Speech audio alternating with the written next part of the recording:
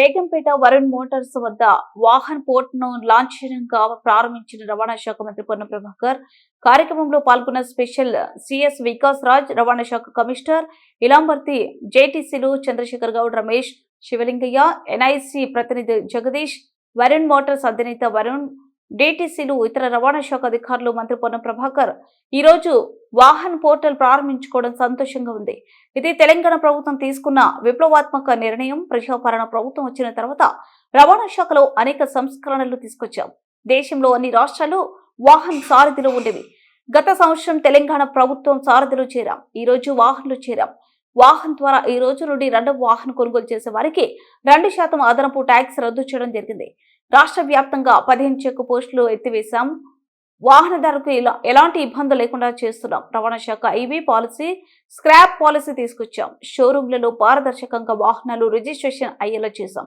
ముఖ్యమంత్రి రేవంత్ రెడ్డి నాయకత్వంలో తెలంగాణ రవాణా శాఖ చేస్తున్న సంస్కరణలు, రోడ్ సేఫ్టీపై కేంద్రంలోనే తెలంగాణను గడ్కరీ అభినందించారు. ఈవీ పాలసీ ద్వారా ఎలక్ట్రానిక్ వాహనాలకు తెలంగాణ బ్రాండ్ గా మారుతుంది. ముఖ్యమంత్రి రేవంత్ రెడ్డి నాయకత్వంలో రవాణా శాఖ ఈ డిజిటల్ మార్పును ముందుకు తీసుకువెళ్తుంది. మన రాష్ట్రంలో రోజుకు సుమారు 1500 వాహనాలు కొత్తగా రోడ్లపైకి వస్తున్నాయి.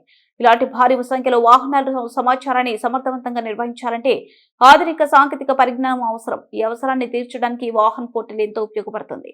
ఈ పోర్టల్ ద్వారా వాహనాలకు సంబంధించిన అన్ని వివరాలు ఒకే జాతీయ డేటాబేస్ లో సమీకరించబడతాయి. దీనివల్ల సేవలు మరింత వేగంగా, పారదర్శకంగా అందుతాయి. వాహన రిజిస్ట్రేషన్, ఓనర్షిప్ ట్రాన్స్ఫర్, పన్నుల చెల్లింపు వంటి సేవలు ఇప్పుడు ప్రజలకు సులభంగా అందుబాటులోకి వస్తాయి. ప్రభుత్వం ప్రజలకు ఆర్థికంగా కూడా ఉపశమనం కలిగించే నిర్ణయం తీసుకుంది. అనేక ప్రజా ఉపయోగమైనటువంటి నిర్ణయాలు తీసుకుంది.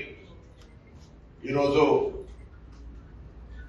వాహన్ సారథి 2016లో కేంద్ర ప్రభుత్వం ఇనిషియేట్ చేసినప్పుడు మనం భారతదేశం మ్యాప్ చూస్తే దేశంలో అన్ని రాష్ట్రాలు కూడా వాహన్ సారథిలో ఇంటిగ్రేటెడ్ అయి ఉండే.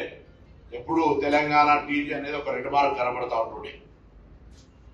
సరే, ఏది ఏమైనా ఈరోజు తెలంగాణ ప్రజాపాలన ప్రభుత్వం ముందుగా సారథిని తీసుకొని దాని తర్వాత వాహనం కూడా ఇంటిగ్రేట్ చేసుకొని దేశవ్యాప్తంగా ఉన్నటువంటి డాటా అంతా కూడా మనం అనుసంధానం చేసుకొని ఇక్కడ ఉండేటువంటి వాహనదారులందరికీ కూడా ఒక కన్వీనియన్స్ క్రియేట్ చేసుకోవడం జరిగింది. ఇది వాహన సారథి చేసుకోవడం వల్ల ఈ రోజు నుంచి రెండవ వాహనం కొనుక్కునే వాళ్ళకు సంబంధించినటువంటి 2% ఏదైతే ఎక్స్ట్రా ఛార్జెస్ ఉన్నాయో అవన్నీ కూడా వస్తాయి. తెలంగాణ ప్రజలు ఇప్పుడు ఎన్ని వాహనాలైనా కొనుక్కునే విధంగా ఆ 2% సర్ఛార్జ్ అనేటువంటి తీసేయడం జరిగింది.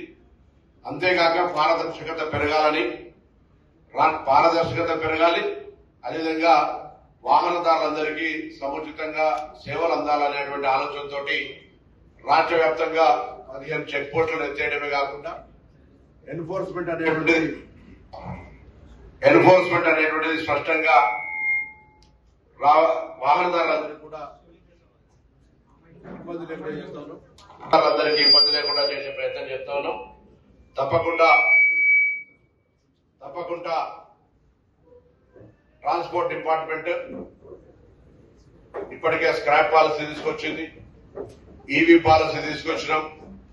అదేవిధంగా షోరూంలలోనే రిజిస్ట్రేషన్ సౌకర్యాన్ని కలుగజేసినాం, చెక్ పోస్టులు ఎత్తేసినాం.